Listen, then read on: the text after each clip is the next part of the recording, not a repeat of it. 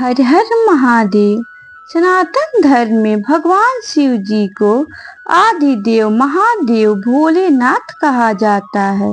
वे केवल संहार के देव नहीं हैं, बल्कि सृष्टि के पालन और कल्याण के भी आधार हैं।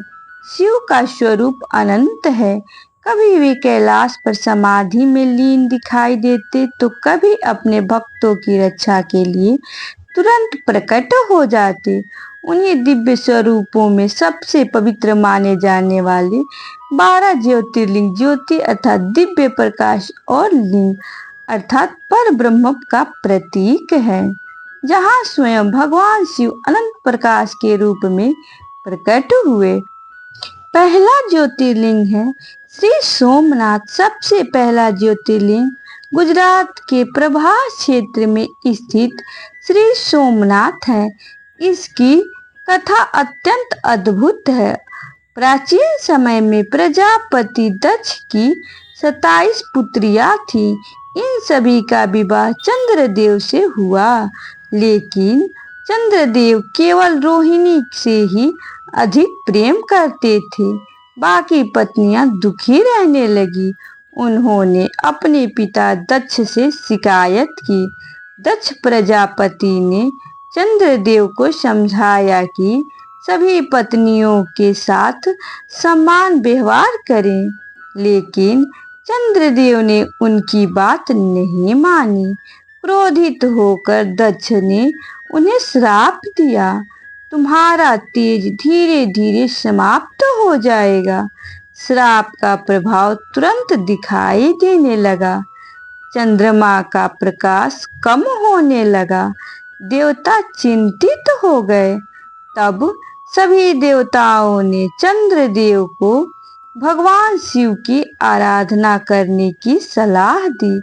चंद्रदेव ने प्रभास क्षेत्र में पहुंचे। उन्होंने कठोर तपस्या की। असंख्य वर्षों तक ओम नमः शिवाय का जाप करते रहे। अंततः भगवान शिव प्रसन्न हुए। उन्होंने कहा, हे सोम, मैं तुम्हारे शाप को पूर्णतः समाप्त नहीं कर सकता, लेकिन ऋषि का श्राप व्यर्थ नहीं जाता। मैं तुम्हें वरदान देता हूँ कि प्रत्येक मास तुम कृष्ण पक्ष के घटोगे और शुक्ल पक्ष में फिर से पूर्ण तेज प्राप्त करोगे। चंद्रदेव का तेज लौट आया और भगवान शिव वही ज्योतिर्लिंग रूप में स्थापित हो गए। चंद्रदेव ने भगवान का नाम रखा सोमनाथ। तभी से यह स्थान प्रथम ज्योतिर्लिंग कहलाया। आज भी करोड़ों श्रद्धालु यहाँ आकर भगवान शिव जी का जलाभिषेक करते हैं और अपनी मनोकामनाएं व्यक्त करते हैं। मान्यता है कि जो श्रद्धा पूर्वक सोमनाथ ज्योतिर्लिंग की दर्शन करता है, उसके जीवन के अनेक कष्ट दूर होते हैं और उसे भगवान शिव जी की विशेष कृपा प्राप्त होती है। हर हर महादेव।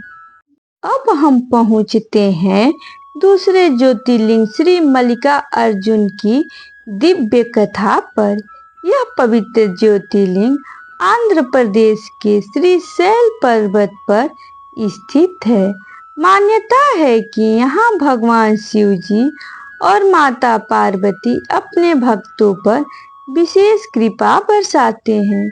कथा के अनुसार एक समय भगवान शिव जी ने दोनों पुत्र श्री गणेश और भगवान कार्तिकेय के विवाह का प्रश्न उठा। दोनों ही पहले विवाह करना चाहते थे। तब भगवान शिव जी ने कहा, जो पहले पूरे पृथ्वी लोक की परिक्रमा करके लौट आएगा, उसी का विवाह पहले होगा। भगवान कार्तिकेय ने अपने मयूर पर बैठकर तुरंत निकल पड़े, लेकिन श्री गणेश ने अपनी बुद्धि का परिचय दिया। उन्होंने माता पार्वती और भगवान शिव जी की 7 बार परिक्रमा की और कहा, माता पिता की परिक्रमा करना ही संपूर्ण संसार की परिक्रमा के समान है। भगवान शिव जी और माता पार्वती अत्यंत प्रसन्न हुए और श्री गणेश का विवाह करने दिया। जब भगवान कार्तिकेय लौटे तो उन्हें यह जानकर बहुत दुख हुआ। वे चौक पर्वत पर जाकर रहने लगे। अपने पुत्र के वियोग से व्याकुल भगवान शिव जी और माता पार्वती जी स्वयं उन्हें मनाने वहां पहुंचे। जहां कहा जाता है कि वे उसी स्थान पर ज्योतिर्लिंग रूप में विराजमान हो गए। माता पार्वती मल्लिका और भगवान शिव जी अर्जुन कहलाए, इसलिए इस ज्योतिर्लिंग का नाम पड़ा मल्लिका अर्जुन। मान्यता है कि जो भक्त सच्चे मन से यहाँ प्रार्थना करता है, उसके परिवार में प्रेम, सुख और एकता बनी रहती है। तीसरा ज्योतिर्लिंग, अब सुनिए उज्जैन में स्थित भगवान महाकालेश्वर की अद्भुत कथा। प्राचीन समय में उज्जैनी नगरी में देव वेद प्रिय नाम के एक महान शिव भक्त ब्राह्मण रहते थे। वे प्रतिदिन भगवान शिव की पूजा करते और लोगों को भी धर्म का मार्ग बताते थे। उसी समय दूसर नामक एक अत्याचारी राक्षस ने उस क्षेत्र में आतंक फैला रखा था। वह यज्ञ, पूजा और धर्म कर्म का विरोध करता था। एक दिन वह अपने सैनिकों के साथ ब्राह्मणों को मारने पहुंचा। सभी भक्तों के ने भगवान शिव का स्मरण किया। तभी पृथ्वी कांप उठी, एक भयंकर गर्जना हुई और धरती में स्वयं भगवान शिव प्रकट हुए। उनका रौद्र रूप इतना प्रचंड था कि देवता भी विस्मित रह गए। भगवान शिव जी ने एक ही क्षण में दूषण का अंत कर दिया और अपने भक्तों की रक्षा की। भक्तों ने प्रार्थना की, हे प्रभु, आप सदा यहीं निवास करें। भगवान शिव जी ने उनकी प्रार्थना स्वीकार की और महाकालेश्वर ज्योतिर्लिंग के रूप में वहीं विराजमान हो गए। महाकाल का अर्थ है काल के भी काल, अर्थात जो मृत्यु और समय पर भी अधिकार रखते हैं।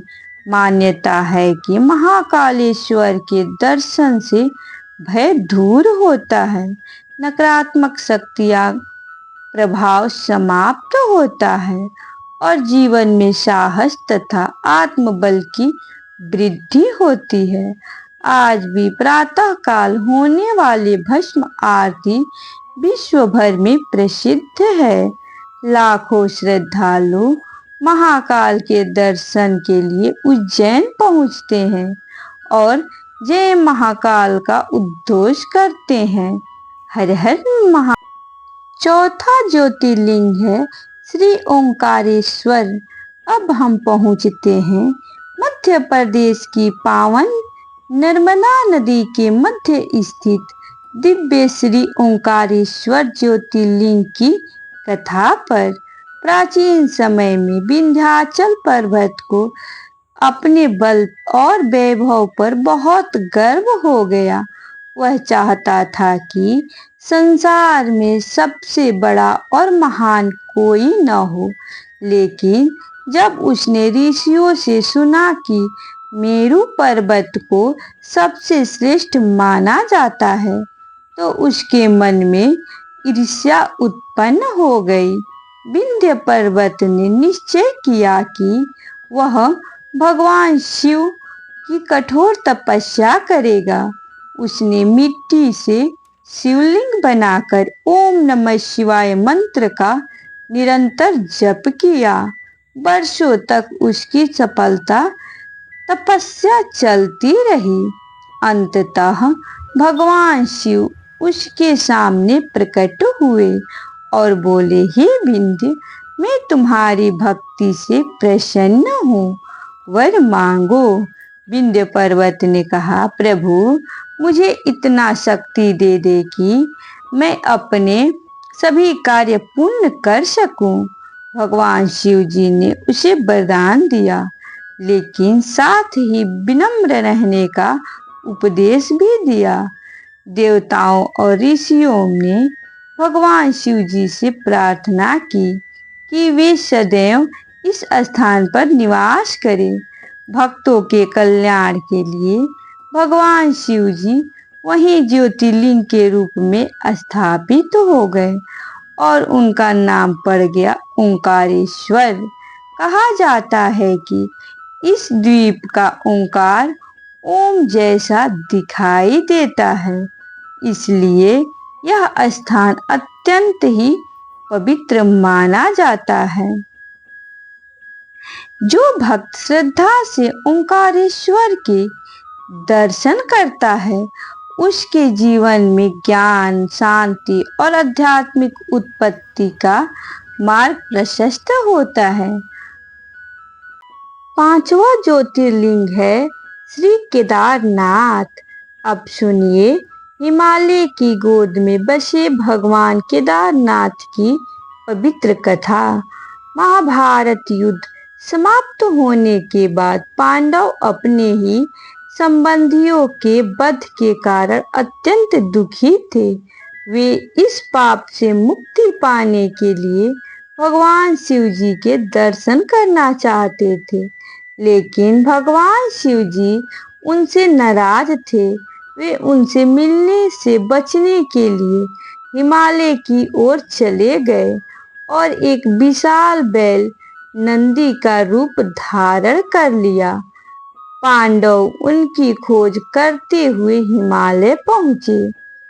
भीम ने अपनी विशाल देह फैलाकर सभी पशुओं का मार्ग रोक दिया।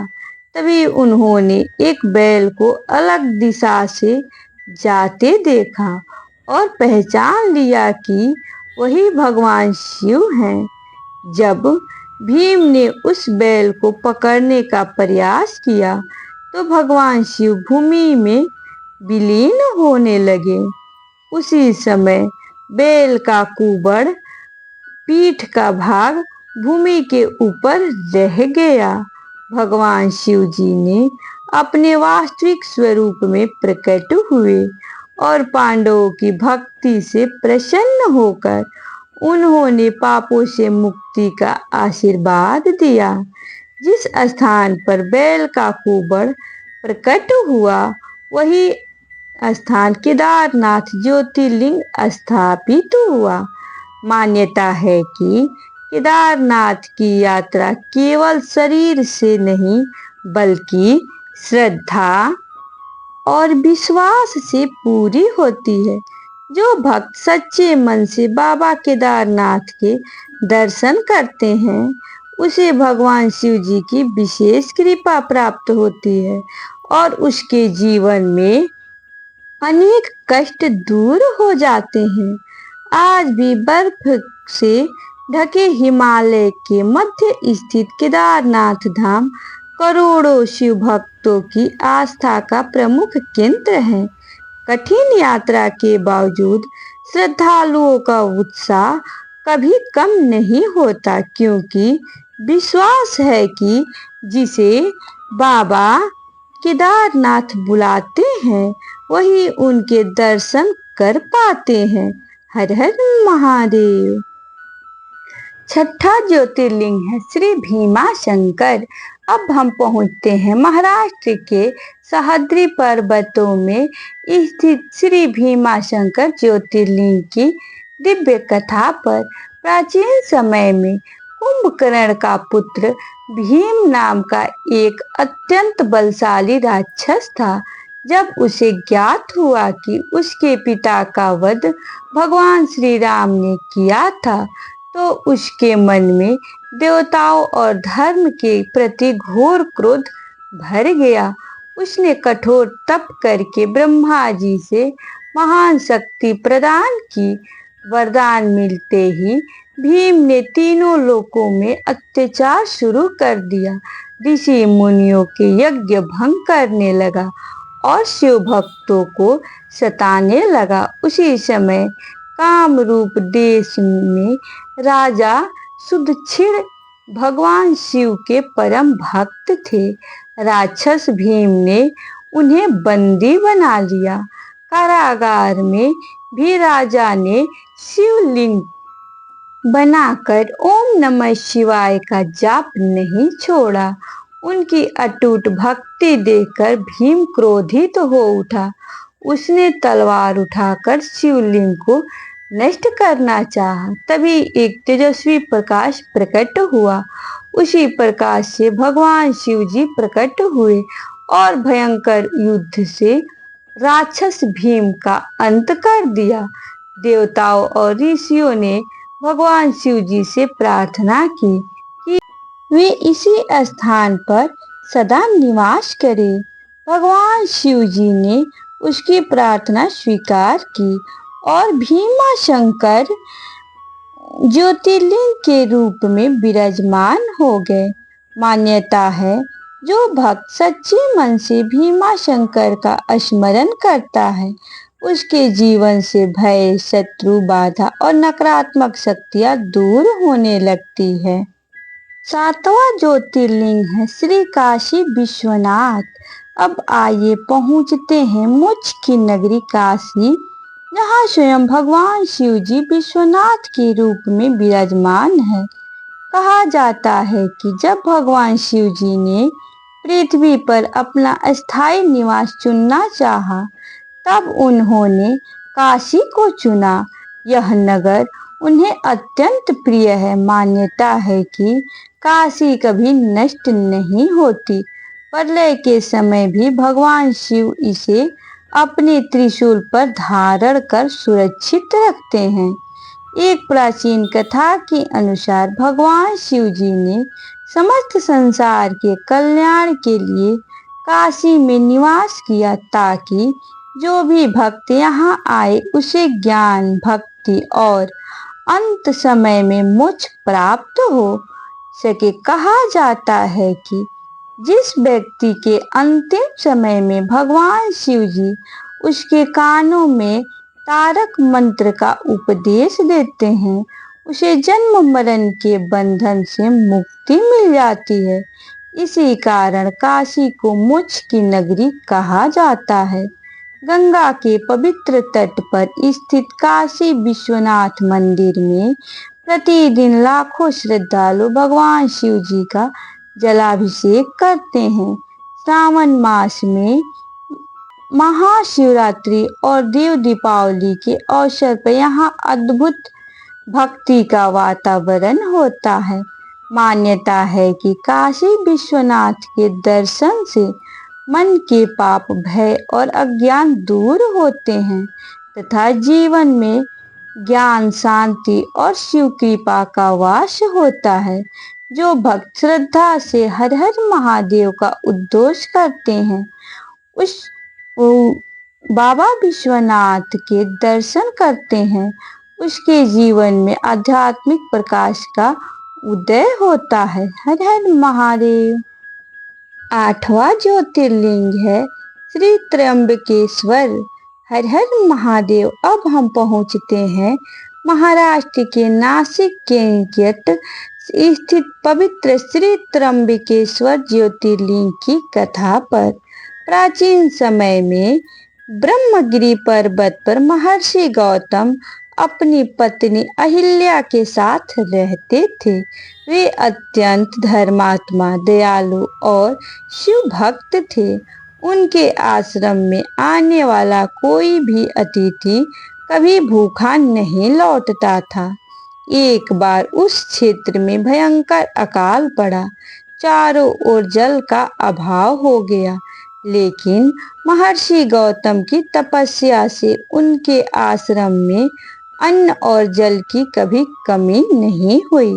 दूर दूर के ऋषि और लोग वहां आकर आश्रय लेने लगे। कुछ लोगों के मन में ईर्ष्या उत्पन्न हुई। उन्होंने छल से ऐसी परिस्थिति बनाई कि महर्षि गौतम पर गौ हत्या का दोष लग गया। यद्यपि वे निर्दोष थे, फिर भी उन्होंने पश्चाताप करने का निश्चय किया। महर्षि गौतम ने भगवान शिव जी को कठोर तपस्या की और प्रार्थना की कि माँ गंगा पृथ्वी पर अवतरित हो ताकि सभी प्राणियों का कल्याण हो सके। भगवान शिव जी उनकी भक्ति से प्रसन्न हुए। उन्होंने गंगा को वहां प्रकट होने का आदेश दिया।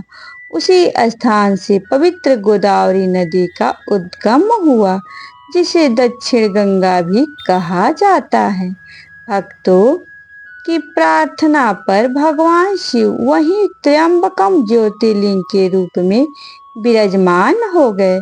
त्र्यंबकेश्वर की विशेषता यह है कि यहाँ शिवलिंग में ब्रह्मा, विष्णु, महेश तीनों का प्रतीकात्मक स्वरूप माना जाता है। मान्यता है कि यहाँ श्रद्धापूर्वक पूजा करने से पितृदोष, नवग्रहों और जीवन की अनेक बाधाएं दूर होती है तथा परिवार में सुख समृद्धि का वास होता है। 9वां ज्योतिर्लिंग है श्री बैद्यनाथ। अब सुनिए श्री बैद्यनाथ ज्योतिर्लिंग की प्रसिद्ध कथा। प्राचीन समय में लंका के राजा रावण भगवान शिव जी के परम भक्त थे। उन्होंने भगवान शिव जी को प्रसन्न करने के लिए कठोर तपस्या की। कहा जाता है कि उन्होंने अपने 10 सिर एक एक करके भगवान शिव जी को अर्पित करने शुरू कर दिए। जब वे अपना अंतिम सिर भी अर्पित करने वाले थे, तब भगवान शिव उनकी भक्ति से प्रसन्न होकर प्रकट हुए। भगवान शिव जी ने रावण के सभी सिर पुनः जोड़ दिए। इसी कारण से वैद्य अर्थात रोगों और पीड़ा का उपचार करने वाले कहलाए। रावण ने भगवान शिव से प्रार्थना की कि वे लंका चलकर वहां निवास करें। भगवान शिव ने उसे एक दिव्य शिवलिंग दिया और कहा, इसे कहीं भी भूमि पर मत रखना। यदि एक बार इसे धरती पर रख दिया तो यह वहीं स्थित हो जाएगा। देवताओं की चिंता हुई कि यदि शिवलिंग लंका पहुंच गया तो रावण और भी शक्तिशाली हो जाएगा। तब भगवान विष्णु जी की प्रेरणा से देवताओं ने ऐसी लीला रची कि रावण को मार्ग में शिवलिंग कुछ समय के लिए एक ग्वाले बालक के रूप में प्रकट देवता को सौंपना पड़ा। बालक ने कुछ समय बाद शिवलिंग भूमि पर रख दिया। रावण ने बहुत प्रयास किया लेकिन वह उसे पुनः उठा नहीं सका। उसी स्थान पर भगवान शिव बैद्यनाथ ज्योतिर्लिंग के रूप में स्थापित हो गए। मान्यता है कि बैद्यनाथ धाम में श्रद्धा से पूजा करने वाले भक्तों को रोगों से राहत, मानसिक शांति और भगवान शिव की विशेष कृपा प्राप्त होती है। 10वां ज्योतिर्लिंग है श्री नागेश्वर। हर हर महादेव। अब हम पहुंचते हैं गुजरात के द्वारका के निकट स्थित श्री नागेश्वर ज्योतिर्लिंग की पावन कथा पर। प्राचीन समय में दारुक नामक का एक अत्यंत शक्तिशाली राक्षस अपनी पत्नी दारुका के साथ एक घने वन में रहता था। दोनों अपने बल के अहंकार में ऋषियों, साधुओं और निर्दोष लोगों को कष्ट देते थे। एक दिन उन्होंने अपनी शिव भक्तों को बंदी बना लिया। उसी भक्त में सुप्रीम नाम का एक महान शिव भक्त भी था। कारागार में भी सुप्रीम सुप्रिया ने अपना विश्वास नहीं छोड़ा। उसने सभी बंदियों से कहा, डरिए मत, भगवान शिव अपने भक्तों की रक्षा अवश्य करेंगे। इसके बाद सभी भक्त एक स्वर में ओम नमः शिवाय का जप करने लगे। उनकी भक्ति से पूरा वातावरण शिवमय हो गया। जब दारुक को यह पता चला तो वह क्रोध में कारागार पहुंचा और सुप्रिया को मारने का प्रयास किया। उसी क्षण वहां एक दिव्य प्रकाश प्रकट हुआ। उस तेजस्वी ज्योति से स्वयं भगवान शिव प्रकट हुए। भगवान शिव ने अपने त्रिशूल से दारुक और उनकी सेना का अंत कर दिया तथा सभी भक्तों को मुक्ति कराया। भक्तों ने हाथ जोड़कर प्रार्थना की, हे महादेव, आप इसी स्थान पर सदा विराजमान रहें ताकि आने वाले युगों में भी भक्त आपकी शरण पा सके। भगवान शिव जी ने उनकी प्रार्थना स्वीकार की और नागेश्वर ज्योतिर्लिंग के रूप में वहीं स्थापित हो गए। मान्यता है कि नागेश्वर ज्योतिर्लिंग के दर्शन और पूजा से भय, विष, शत्रु बाधा और नकारात्मक शक्तियों से क्षण होती है। भगवान शिव अपने भक्तों को सुरक्षा और आत्मबल का आशीर्वाद देते हैं। 11वां ज्योतिर्लिंग है श्री रामेश्वर।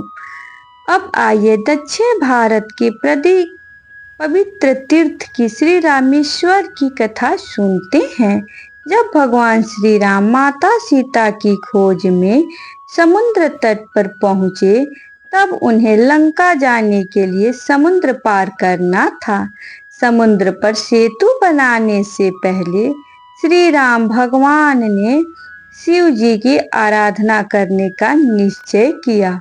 उन्होंने कहा, भगवान शिव की कृपा से बिना कोई भी कार्य पूर्ण नहीं हो सकता।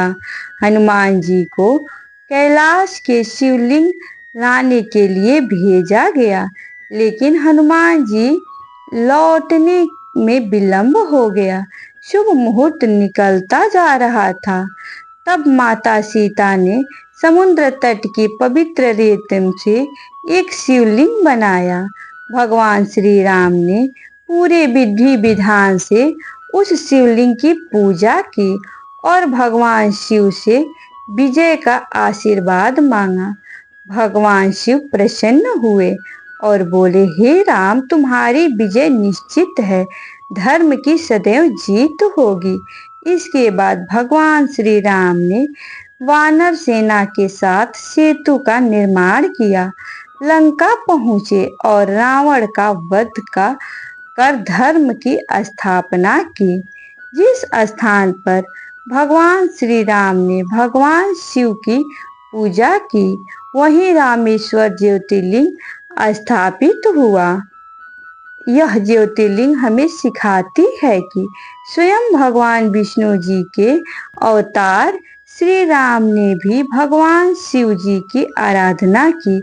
यही सनातन धर्म की महानता है, जहाँ सभी देवता एक दूसरे के प्रति सम्मान और श्रद्धा रखते हैं। मान्यता है कि रामेश्वरम में दर्शन और अभिषेक से जीवन के पापों का क्षय होता है तथा भगवान शिव जी और श्री राम दोनों की कृपा प्राप्त होती है। हर हर महादेव। 12वां ज्योतिर्लिंग है श्री घृणेश्वर। हर हर महादेव। अब हम पहुंचते हैं 12वें और अंतिम ज्योतिर्लिंग श्री घृणेश्वर की दिव्य कथा पर। यह पवित्र ज्योतिर्लिंग महाराष्ट्र के छत्रपति संभाजी नगर औरंगाबाद में निकट स्थित है। प्राचीन समय में सुधर्मा नाम के एक धर्मात्मा ब्राह्मण और उनकी पत्नी सुदेहा रहते थे। उनके कोई संतान नहीं थी। सुदेहा ने अपनी छोटी बहन घुष्मा का विवाह सुधर्मा से करवाया। दिया घुष्मा भगवान शिव की परम भक्त थी। वे प्रतिदिन 101 पार्थी शिवलिंग बनाकर उसकी पूजा करती और फिर उन्हें जल से विसर्जित कर देती। भगवान शिव की कृपा से घुष्मा को एक पुत्र प्राप्त हुआ। समय बीतने लगा, साथ ही में सुदेहा के मन में ईर्ष्या उत्पन्न हो गई।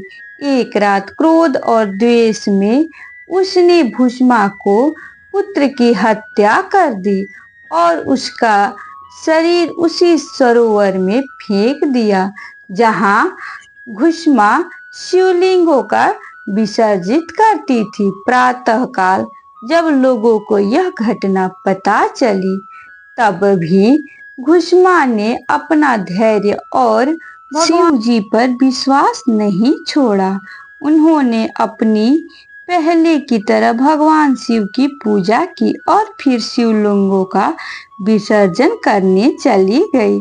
उसी समय भगवान शिव जी स्वयं प्रकट हुए। उन्होंने घुष्मा के पुत्र को जीवित कर दिया और सुदेहा को दंड देने का विचार किया, लेकिन घुष्मा ने हाथ जोड़कर कहा, हे प्रभु, यदि आप मुझसे प्रसन्न हैं तो मेरी बहन को क्षमा कर दीजिए। घुष्मा की करुणा, क्षमा और अटूट भक्ति से भगवान शिव जी अत्यंत प्रसन्न हुए।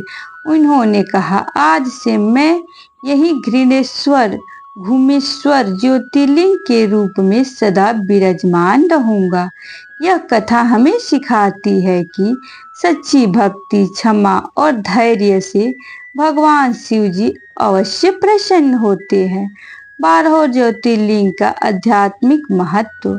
तो प्रिय भक्तों, 12 ज्योतिर्लिंग केवल मंदिर नहीं बल्कि भगवान शिव जी के दिव्य प्रकाश के प्रतीक हैं। प्रिय भक्तों, यदि आप सच्चे भक्त, शिव भक्त हैं तो कमेंट में एक बार अवश्य लिखें। हर हर महादेव।